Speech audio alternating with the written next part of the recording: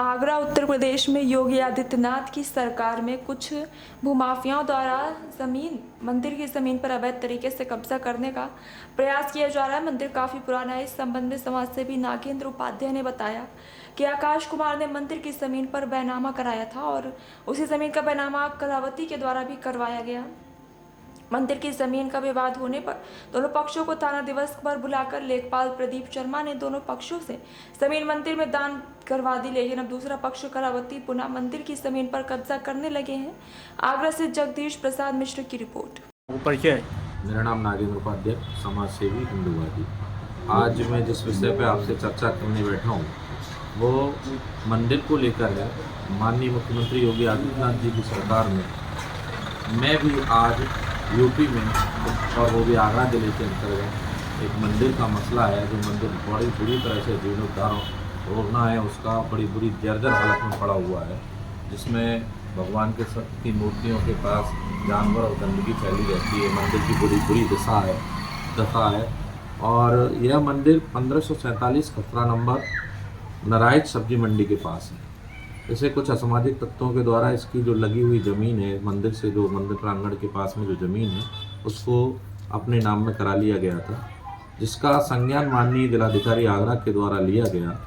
लेने के बाद में माननीय जिलाधिकारी के आदेशानुसार SDM महत्मा को निर्देशित किया गया। उन्होंने लेखपाल उस समय प्रेजेंट लेखपाल प्रदीप शर्मा को वहाँ भेजकर मौके वारदात पे भेजकर 21/6/2024 को वहाँ कार्य को रुकवाया और 22/6/2024 को थाना दिवस थाना ट्रांस यमुना के अंतर्गत दोनों पक्षों को बुलाकर उन्हें उनकी सहमति को जानकर दोनों पक्षों ने आपसी सहमति को ध्यान में रखते हुए मंदिर की ज़मीन को मंदिर को वापस करने का वादा करते हुए लेखपाल की जो पंजीकरण पुस्तिका होती है उसमें सहमति जताते हुए अपने सिग्नेचर किए और अपनी सहमति से ये कहा कि ये मंदिर की ज़मीन मंदिर को पुनः वापस की जाती है, हम इसमें कोई इंटरफेयर नहीं करेंगे।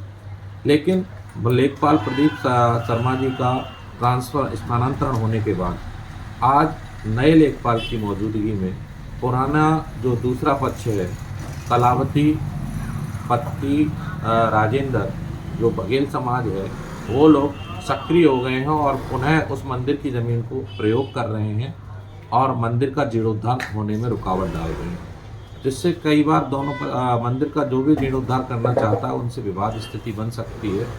और SDM लेखपाल अभी भी उस पर कोई संज्ञान नहीं ले रहे हैं। प्रेजेंट लेखपाल के द्वारा जब पूर्व लेखपाल के द्वारा जो कार्रवाई की गई थी उसकी आख्या मांगी गई तो उन्होंने देने में असमर्थता दर्शाते हुए कोई एक्शन नहीं लिया है। मेरा SDM महत्मापुर महोदय से निवेदन है कि आपके चैनल के माध्यम से कि इस मंदिर का जो दयनीय स्थिति है सर्वे कराकर मंदिर की ज़मीन मंदिर को वापस के जो स्थानांतरण हुए हैं सहमति हुई है उसकी आख्या को प्रस्तुत करते हुए थाना ट्रांस यमुना के अंतर्गत उसकी सूचना भेजकर उस मंदिर का जीर्णोद्धार हो सके ऐसा कार्य कराने की कृपा करें।